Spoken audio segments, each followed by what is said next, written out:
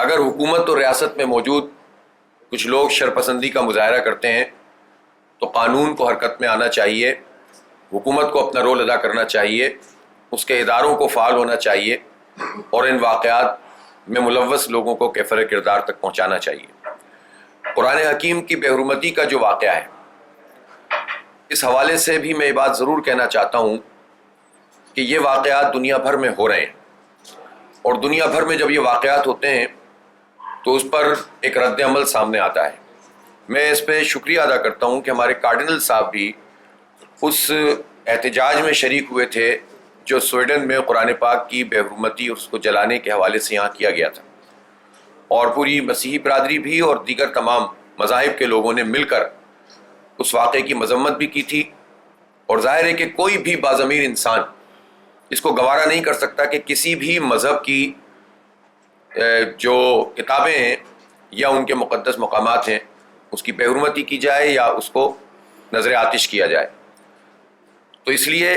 ایک ہم آہنگی بحیثیت مجموعی موجود ہے۔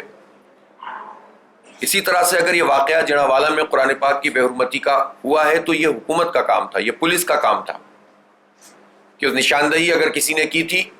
تو نشاندہی کرنے والے کو بھی، اور جس نے یہ واقعہ کیا تھا چاہے وہ کسی بھی مذہب سے تعلق رکھتا تھا اس کو پکڑتے۔ اس پر کسی کو اعتراض نہیں ہے،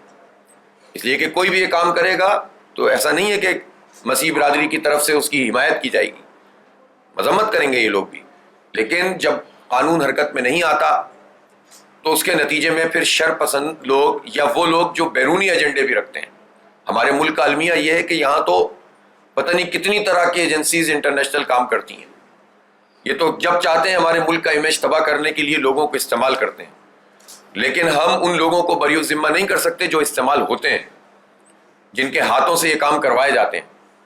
اس لیے اب یہ حکومت کا کام ہے آج کے اس دور میں جب کیمرے بھی موجود ہوتے ہیں، اور ابھی ہم نے کچھ عرصے پہلے ہی 9 مئی کے واقعات کے حوالے سے حکومت کو، اس کے اداروں کو فعال دیکھا ہے، تو ہم یہ سمجھتے ہیں کہ اسی فعالیت کا مظاہرہ کرتے ہوئے قرآن کی بے حرمتی کے واقعے کی بھی تحقیق کریں گے اور کیفر کردار تک پہنچائیں گے لوگوں کو، اور یہ جن لوگوں نے بھی چرچز کو جلایا ہے، گھروں کو جلایا ہے، ان لوگوں کو بھی کیفر کردار تک پہنچایا جائے۔ میں اس موقع پہ یہ بھی کہنا چاہتا ہوں کہ ماضی میں بھی اس طرح کے واقعات رونما ہوتے رہے، جماعت اسلامی کبھی بھی شرپسندوں کے ساتھ نہیں، بلکہ ہم نے مذمت بھی کی۔ بلکہ مجھے یاد ہے گوجرا میں واقع ہوا تھا، اس میں تو مسلم پرویز صاحب یہاں کراچی سے گئے تھے، ہمارے یونس خان سون صاحب ہیں، اور پوری ہماری ٹیم گئی تھی، اور ہم سے ہو سکتا تھا، پھر ہماری پوری وہاں کی پنجاب کی اور جو مرکزی ٹیم تھی وہ بھی پہنچی تھی۔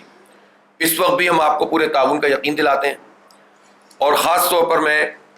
پاکستانی قوم سے بحیثیت مجموعی یہ کہنا چاہتا ہوں کہ یہ واقعات پاکستان کا امیج تباہ کرنے کے لیے ہوتے ہیں۔ یہ پاکستان کے ویسے بھی معاشی حالات بہت خراب ہیں، ویسے ہی ہمارے ہاں بہت مشکلات اور پریشانیاں ہیں، ایسے میں اس نوعیت کے واقعات ہمیں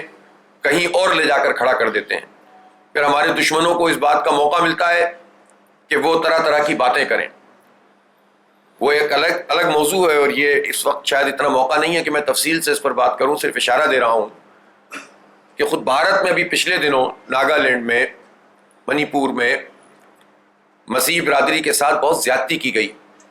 اس پر ہم نے آواز اٹھائی، یہاں جماعت اسلامی نے آواز اٹھائی، لیکن بحیثیت مجموعی میڈیا خاموش رہا، اور بحیثیت مجموعی انٹرنیشنل کمیونٹی سامنے نہیں آئی۔ اور میں مغربی طاقتوں کو بالخصوص یہ کہنا چاہتا ہوں کہ ان کے دور معیار کیوں ہیں؟ اگر ہندوستان میں اقلیتوں کے ساتھ زیادتی ہوتی ہے تو انہیں اسی طرح سے ایکشن لینا چاہیے جس طرح پاکستان میں جو ہے وہ اس کو نمایاں کیا جاتا ہے۔ ہمیں اس پر کوئی اعتراض نہیں ہے کہ اگر کوئی غلطی یہاں پر ہوئی ہے تو ہم اس کو ڈھانپنا نہیں چاہتے، اس کی اصلاح کرنا چاہتے ہیں، لیکن پھر بھارت کی سرپرستی کیوں کی جاتی ہے؟ پھر وہاں اگر ہماری بہنوں کو اس طرح ان کی بے حرمتی کی گئی، بد تہذیبی کی گئی، اس کو بیان بھی نہیں کیا جا سکتا، تو اس کو آئسولیٹ کیوں نہیں کیا گیا بھارت کو؟ اور اسی طرح سے وہاں دلتوں کے ساتھ، صرف مسیحی نہیں، دلتوں کے ساتھ، مسلمانوں کے ساتھ جو کچھ سلوک ہوتا ہے اس کو بھی دنیا کے سامنے آنا چاہیے۔ اس لیے یہ مسئلہ صرف ایک ملک کا نہیں ہے، یہ کسی ایک مذہب کا نہیں ہے، یہ پوری انسانیت کا معاملہ ہے، اور اس کے حوالے سے یک رخی پالیسی کے نتیجے میں کچھ ایسے گروپ پیدا ہو جاتے ہیں، ایسے لوگ پیدا ہو جاتے ہیں جن کو استعمال کیا جاتا ہے۔ اس انتشار سے اگر بچنا چاہتے ہیں تو دنیا کو قانون سازی کرنی ہوگی، UN میں اس پر قانون سازی کرنی ہوگی کہ کسی کے بھی مقدس کتاب، مقدس افراد، انبیاء کرام، چاہے وہ نبی پاک صلی اللہ علیہ وآلہ وسلم ہو یا حضرت عیسیٰ علیہ الصلاۃ والسلام ہو، خدا نہ خواستہ اگر کوئی فرد بھی ان کی شان میں گستاخی کرتا ہے تو پوری انسانیت کو اس پر اٹھ کر کھڑا ہونا چاہیے، اور جس ملک میں بھی یہ کام ہو رہا ہو تو اس ملک کے حوالے سے اقوام متحدہ کو پوزیشن لینی چاہیے، اور اسی طرح سے مقدس مقامات پر